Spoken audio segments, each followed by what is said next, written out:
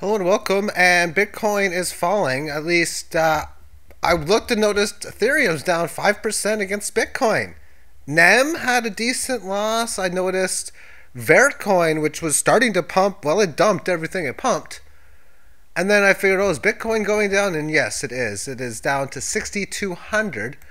But as far as I'm looking at this, it is a clear break outside of the 18. Now it's in the area of the low 6,000 area, which has been successful every single time it has been tested as a level of support. And now it is again another test. Last one was September 19th. Test the second last here. 3 in here. 4 back in July. 5 back in June. And this one here for 5, and even as a bull market level, it was tested 6 times. Okay. Obviously, as I've been stating, if this area does get violated, well, it could be quite interesting, to say the least. So other coins along the way. Dashcoin leaving its 18 on the 1 minute time frame. It too is not taking as big of a fall, but decent fall. 177 down to 172. Ethereum.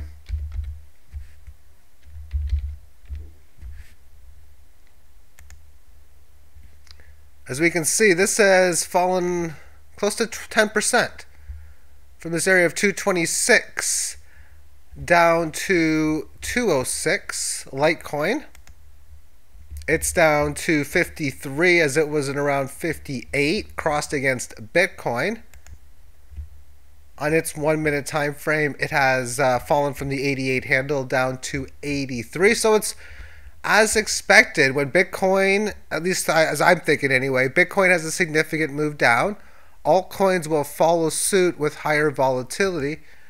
And then same thing on the upside. And of course, right now, this is a down move.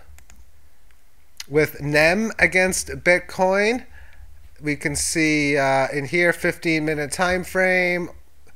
We'll go to the single minute again now. Straight down.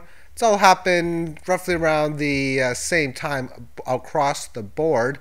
As far as Vertcoin, as I was mentioning, viewing such on the 1 minute, we can see how it literally gave it all back to where it came from. And it's still within this, still stays within this indecisive correctionary phase market against Bitcoin. But overall, if any of these markets have decent selling, I'm confident that there's going to be legs higher that will fall thereafter. For the overall quick way of summing this in a long-term perspective within this game, now moving back to the Bitcoin chart. And I want to totally, for this case, really not talk about, oh, the 3,000, because that's not going to crash the market, which is what I'm going to be going towards. Nor talking about making some of these higher highs above previous levels and then even just getting above resistance. Because to me, it's an either-or situation, and it could be both. But either or A, we see the tulip mania all over again. This would be that of a top, and this thing would go so much lower that, again, 3,000. I mean, we'd have to be talking about breaking through these types of levels. If, of course, that's where the end game comes into play. So severe decrease. Okay, another one, yeah, and then the second one being substantially above that, which would be 80,000, 100,000. So therefore, to me, it's safe to assume that this market is going to have a 10x move. 10x down would be a break below 620. 10x would be a break above 62,000. So you know what? Let's even go 20x. As that would be like $300. That would be where you'd be like, oh my goodness, Bitcoin is crashing. It's all over. It was a Ponzi scheme as far as it actually having this kind of value. It's all speculation, and that's just what it was. And then the situation of it going to well over 100,000. These prices in the 6,000 range aren't going to stay here forever.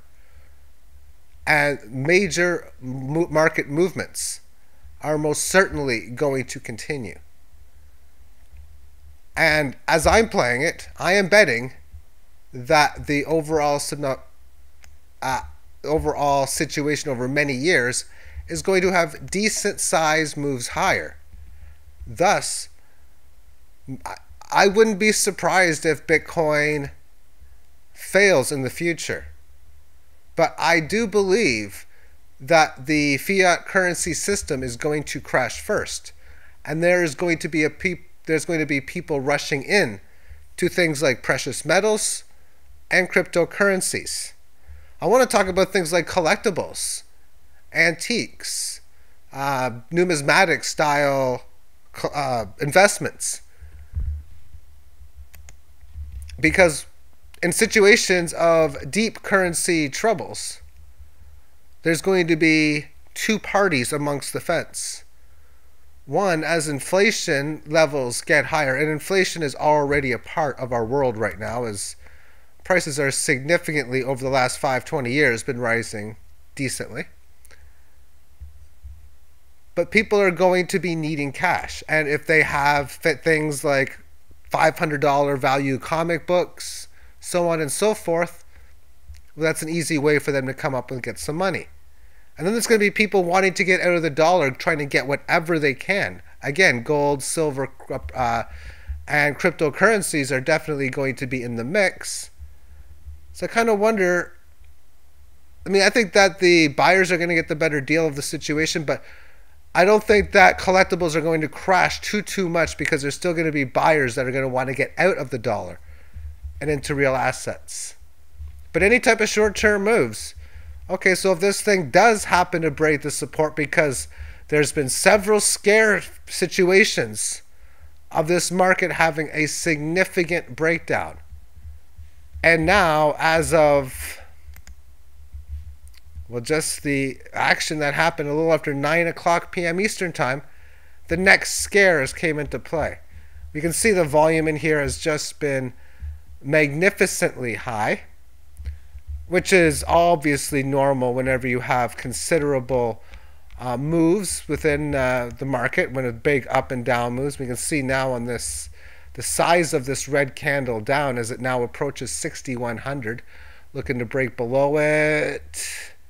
Well, it's holding 60. There we go, breaks below 61. And for me, I'm expecting a lot of buy orders to get filled now.